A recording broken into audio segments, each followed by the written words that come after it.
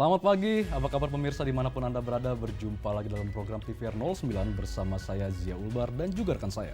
Sudah saja bersama saya Angga Noktarini dan pemirsa dalam 30 menit ke depan kami akan sajikan kepada Anda sejumlah berita nasional khususnya dari sudut pandang DPR RI sebagai referensi Anda dalam memahami dinamika politik, hukum, ekonomi, sosial dan juga budaya yang ada di Indonesia.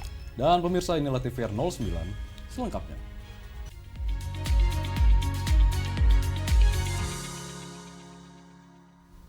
Biaya ibadah haji tahun 2025 berhasil diturunkan. Sejumlah komponen dalam penyelenggaraan ibadah haji telah diupayakan ditekan agar tidak memberatkan masyarakat melakukan pelunasan.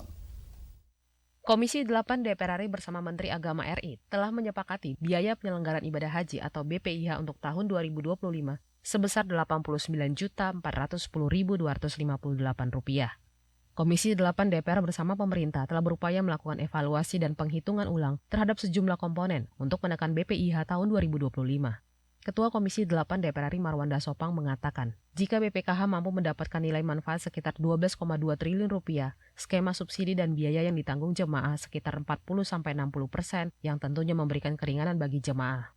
Beberapa komponen yang dihitung ulang Komisi 8 DPR bersama Kementerian Agama RI seperti biaya penerbangan, biaya pemondokan, biaya catering, dan biaya masyair.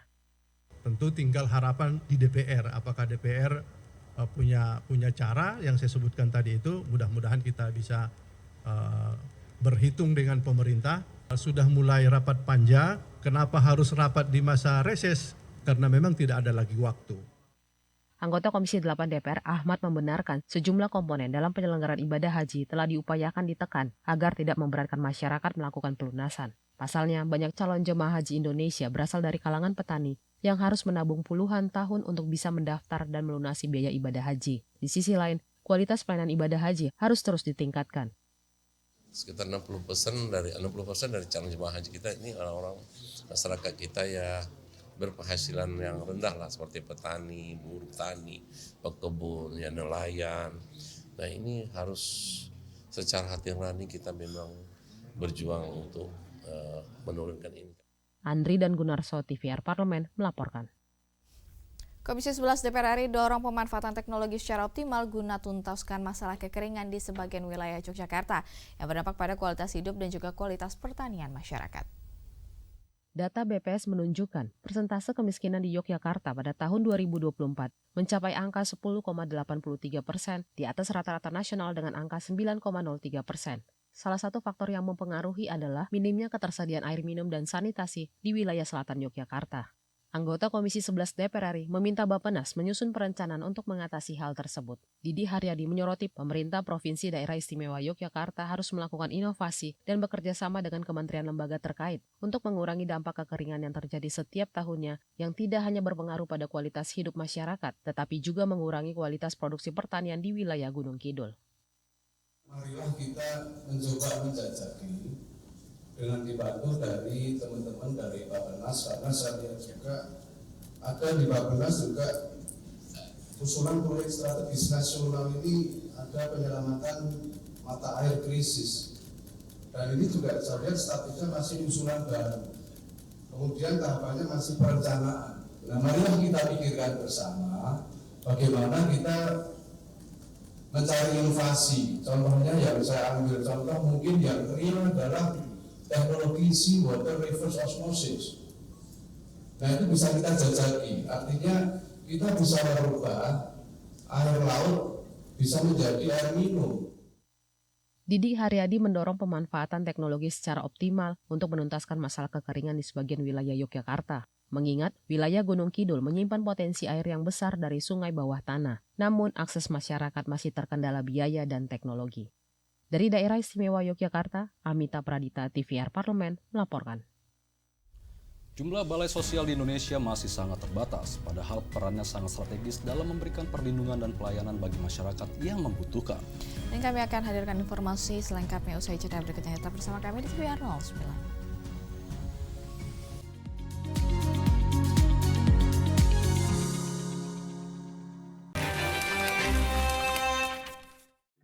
Halo, saya Meli Guslow. Saya dari fraksi Partai Gerindra, Daerah Pemilihan Dapil Jawa Barat 1.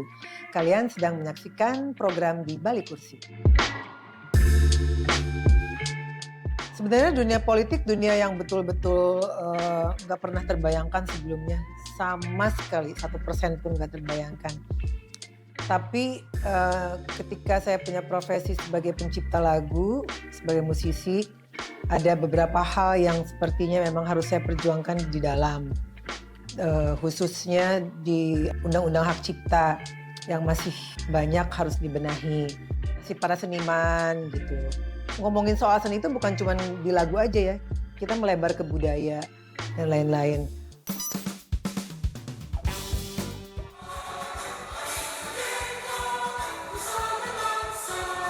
Hari lahirnya engkau Indonesia, merdeka, sekali merdeka tetap merdeka. Deg-degan.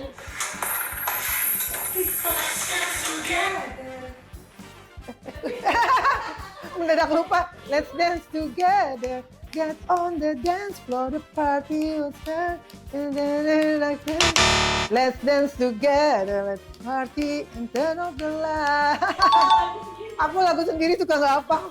Tetap kahiji, rukun sakabehna, gitulah pokoknya mah. Segera, hanya di TVR Parlemen.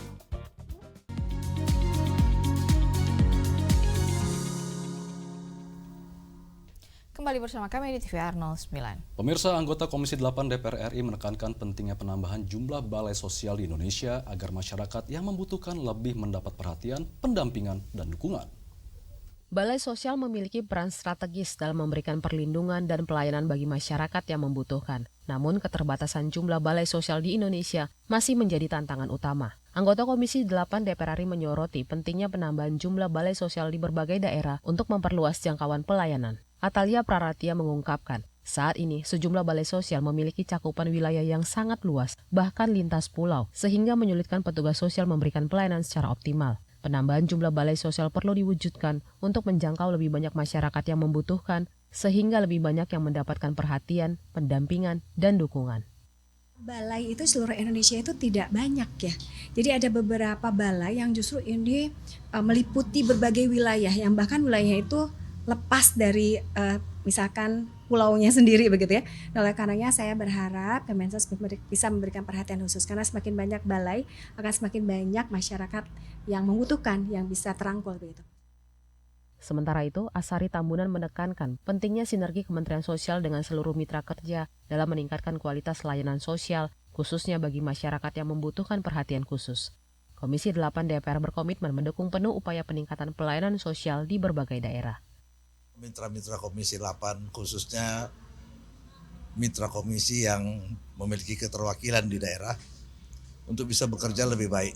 Dan saya percaya bahwa dengan semangat kawan-kawan tadi, Komisi 8 berkomitmen untuk memberi dukungan sepenuhnya bagi peningkatan kinerja, peningkatan pelayanan bagi seluruh warga masyarakat yang memerlukan.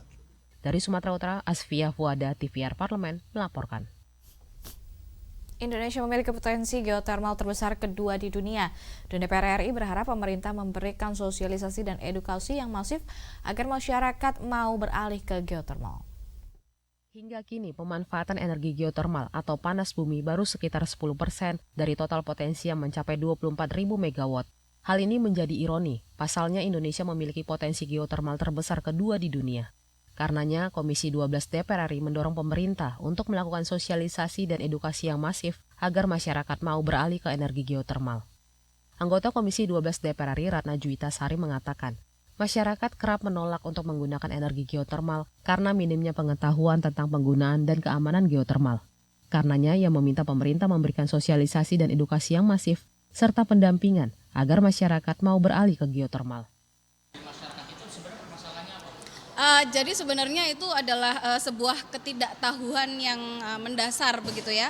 Sehingga pada saat pertemuan tadi saya juga menyampaikan kepada PGE bahwa Pertamina Geothermal juga harus menjadi leading sektor untuk memberikan sosialisasi maupun edukasi kepada masyarakat bahwa produksi dari geothermal yang selama ini sudah dilakukan oleh mereka itu tidak berbahaya sama sekali. Jadi harus ada pendampingan lah yang bisa menunjukkan hal tersebut kepada masyarakat, karena pada kenyataannya mereka tidak pernah ada eksiden yang melibatkan dari pengolahan geothermal itu sendiri. Selain itu, Ratna Juwita meminta PT Pertamina Geothermal Energi dan PT PLN untuk mengesampingkan ego sektoralnya agar sinergi keduanya dapat menghasilkan energi baru terbarukan, termasuk meningkatkan produksi listrik dari energi panas bumi. Dari Maluku Utara, Alfat Rizky, TVR Parlemen, melaporkan. Usai dimulai secara bertahap, DPR RI berharap program makan bergizi gratis dapat memenuhi kebutuhan gizi masyarakat. Tahap awal program ini menargetkan 3,3 juta penerima manfaat, termasuk siswa sekolah, balita, dan ibu hamil. Per hari Senin 6 Januari lalu, pemerintah telah mulai melaksanakan program makan bergizi gratis atau MBG di seluruh wilayah Indonesia. Tahap awal program ini menargetkan 3,3 juta penerima manfaat, termasuk siswa sekolah, balita, dan ibu hamil. Anggota Komisi 9 DPR RI Tuti Kusuma Wardani menyatakan dukungannya untuk program MBG ini. Meski program ini sempat dinilai tergesa-gesa, Tuti berharap program ini dapat memenuhi kebutuhan gizi masyarakat. Ia juga mengapresiasi pemerintah yang telah menekan pos anggaran lainnya demi mencukupi anggaran program MBG. Kemudian tadi ada pengajuan seperti pemenuhan gizi nasional, itu yang paling mendapat perhatian yang utama, yang dulunya anggarannya hanya 62 triliun, sekarang dinaikkan menjadi 63 triliun 575 miliar sekian. Kemudian dukungan manajemen. Jadi dukungan manajemen ini rela untuk diturunkan demi efisiensinya untuk program yang pokok ini, yang tadinya 8 triliun menjadi 7 triliun sekian. Ini tentu kami sangat setuju sekali, karena terus terang saja dengan kondisi kita yang seperti ini, bagaimana kita lebih baik se-efisien mungkin agar jangan sampai terlalu berat bebannya untuk sumber daya manusia ini yang melakukan kegiatan itu terlalu berat. Dalam program unggulan pemerintahan Prabowo Gibran ini, setiap penerima manfaat akan menerima makanan senilai Rp10.000. Di hari pertama pelaksanaannya, program MBG dioperasikan di 190 Satuan Pelayanan Pemenuhan Gizi atau SPPG untuk menjadi dapur tempat memasak menu makanan yang akan dibagikan ke 26 provinsi. Andri Triana, TVR Parlemen, melaporkan. Rencana kenaikan tarif pajak pertambahan nilai atau PPN secara umum pada 2025 dari 11% ke 12% batal. Mulai 1 Januari 2025, kenaikan ini akan hanya berlaku untuk barang-barang kategori mewah. Dan informasi selengkapnya akan kami hadirkan usai jeda, tetap bersama kami di TVR 09.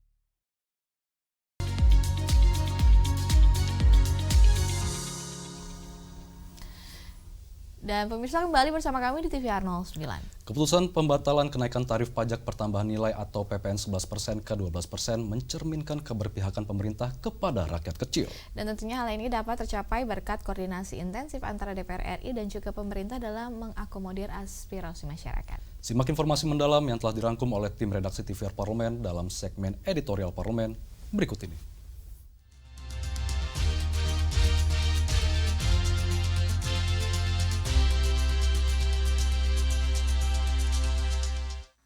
Hari ini, pemerintah memutuskan bahwa kenaikan tarif PPN dari 11% menjadi 12% hanya dikenakan terhadap barang dan jasa mewah,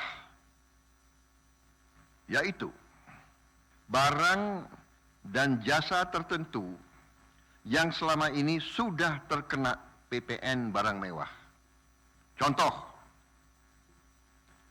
pesawat jet pribadi, kapal pesiar, yacht, kemudian rumah yang sangat mewah. Untuk barang dan jasa yang selain tergolong barang-barang mewah, ya, tidak ada kenaikan PPN. Untuk barang dan jasa yang merupakan kebutuhan pokok masyarakat yang selama ini diberi fasilitas pembebasan atau dikenakan tarif PPN 0% masih tetap berlaku. Pemerintah membatalkan rencana kenaikan tarif pajak pertambahan nilai atau PPN secara umum pada 2025 dari 11% ke 12%. Kenaikan tarif hanya akan diberlakukan untuk barang-barang kategori mewah mulai 1 Januari 2025. Wakil Ketua DPR RI Sufmi Dasko Ahmad menyatakan kebijakan ini merupakan hasil koordinasi intensif antara DPR RI dan pemerintah dalam mengakomodir aspirasi masyarakat. Keputusan ini mencerminkan keberpihakan pemerintah kepada rakyat kecil. Meskipun potensi penerimaan negara menjadi 3,2 triliun rupiah dari potensi 75 triliun rupiah jika diberlakukan secara penuh. Namun langkah ini menunjukkan keberanian pemerintah untuk mendahulukan kepentingan rakyat. Dewan Perwakilan Rakyat Republik Indonesia memberikan apresiasi kepada pemerintah Prabowo Gibran yang telah menerima aspirasi rakyat dan Dewan Perwakilan Rakyat Republik Indonesia. Hasil pertemuan pada tanggal 5 Desember 2024 antara perwakilan DPR RI dengan Presiden Prabowo telah memutuskan beberapa hal yang kemudian hasil keputusan itu pada hari ini diumumkan oleh Presiden Prabowo menjadi penerapan undang-undang harmonisasi peraturan pajak yang pro rakyat. Dengan penerapan kebijakan ini hanya menambah 3,2 triliun rupiah pada APBN 2025 dari potensi penerimaan 75 triliun rupiah apabila kenaikan PPN menjadi 12% diberlakukan penuh pada semua barang dan jasa.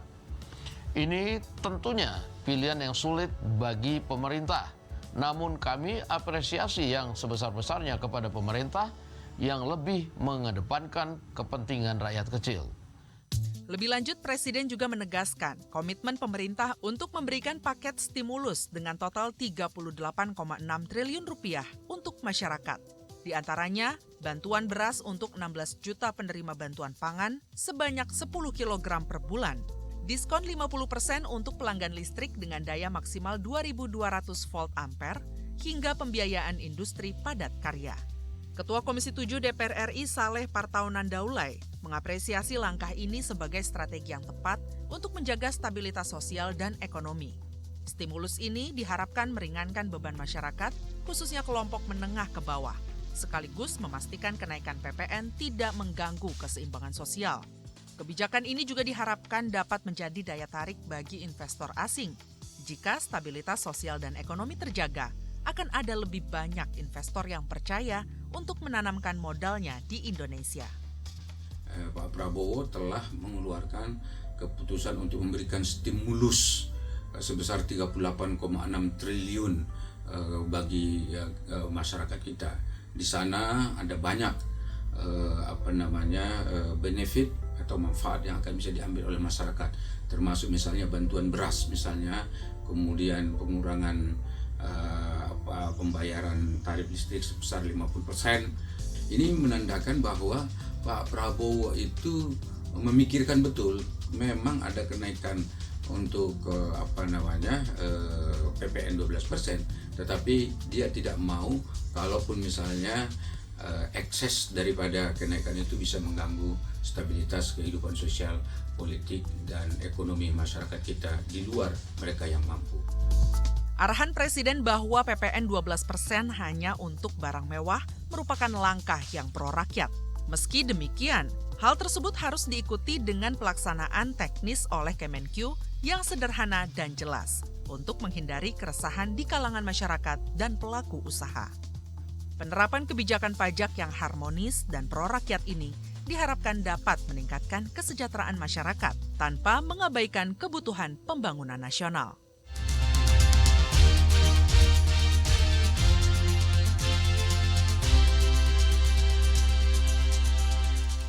Terletak di kawasan wisata Georgetown, Penang, di sini tempat yang dulunya adalah garasi bus kini menjelma menjadi pusat kreativitas yang luar biasa. Menghadirkan berbagai kegiatan menarik yang bisa diikuti oleh siapa saja. Seperti apa Hinbas Depot, pusat kreativitas seniman Penang. Jangan kemana-mana, tetaplah di TVR 09.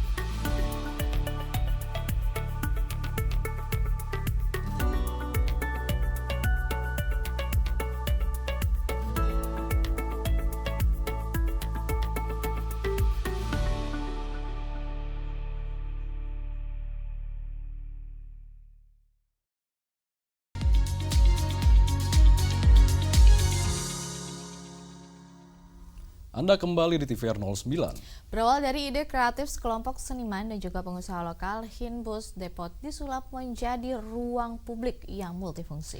Menjadi pusat kreatif yang terdiri dari restoran, kafe, dan galeri, Hinbas Depot menghadirkan berbagai karya seni menarik yang membawa kita untuk melihat dunia dari sudut pandang yang berbeda. Dan pemirsa, tanpa berlama-lama, mari kita saksikan berbagai aktivitas seru di Hinbas Depot, pusat kreativitas seniman Penang pada segmen Intips, Informasi dan Tips berikut ini.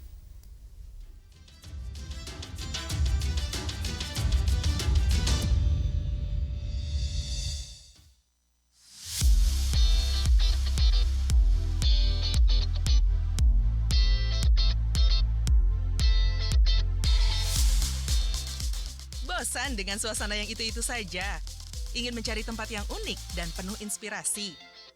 Yuk kita jalan-jalan ke Penang dan singgah di Hinbas Depot.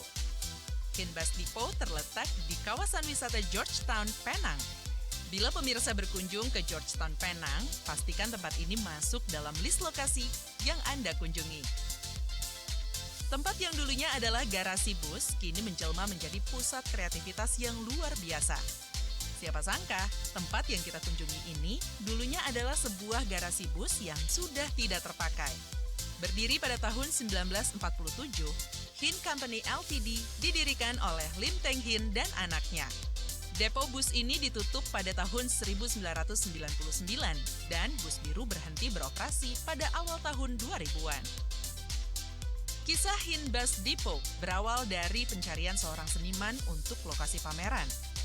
Dikenal sebagai orang yang memperkenalkan seni mural ke Penang, Ernest Zakarevic, seniman muda Lituania, tengah mencari tempat untuk pameran tunggal pertamanya. Setelah menolak berbagai tempat, pencariannya berhenti pada Hinbas Depot yang kumuh dan terbengkalai.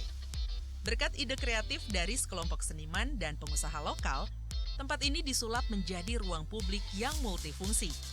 Saat ini, Hinbas Depot telah menjadi pusat kreatif yang terdiri dari restoran, kafe, dan galeri. Hinbas Depot selalu menghadirkan kegiatan-kegiatan menarik yang bisa diikuti oleh siapa saja. Mulai dari pasar kreatif yang menjual berbagai produk handmade, workshop seni untuk mengasah kreativitas, hingga pertunjukan musik yang meriah. Setiap minggunya akan ada bazar galeri yang berbeda dan aktivitas seru bersama keluarga, pasangan, maupun teman.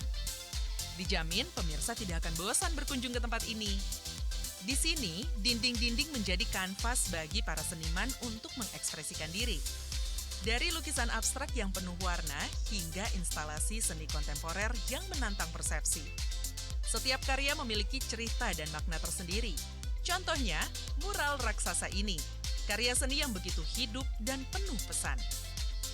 Mulai dari karya-karya seperti ini, para seniman tidak hanya menghiasi dinding, tetapi juga mengajak kita untuk merenung dan melihat dunia dari sudut pandang yang berbeda. Tak hanya lukisan, di tempat ini pemirsa juga dapat melihat miniatur lokasi-lokasi bersejarah di Penang. Ada barcode yang ditempel di dekat miniatur agar para pengunjung dapat mengetahui sejarah dari tiap-tiap miniatur yang ditampilkan. Setelah melihat berbagai karya seni yang menarik, pemirsa juga dapat menikmati berbagai bazar kuliner yang ada di sini. Terdapat berbagai makanan dan minuman segar dari berbagai negara yang dapat memanjakan lidah pemirsa. Untuk masuk ke sini, pemirsa tidak perlu membayar tiket masuk loh, alias gratis. Hinbest Depot buka setiap Sabtu dan Minggu, di jam 10 pagi hingga jam 10 malam waktu setempat. Kalau ke Penang, jangan lupa singgah ke tempat ini ya pemirsa.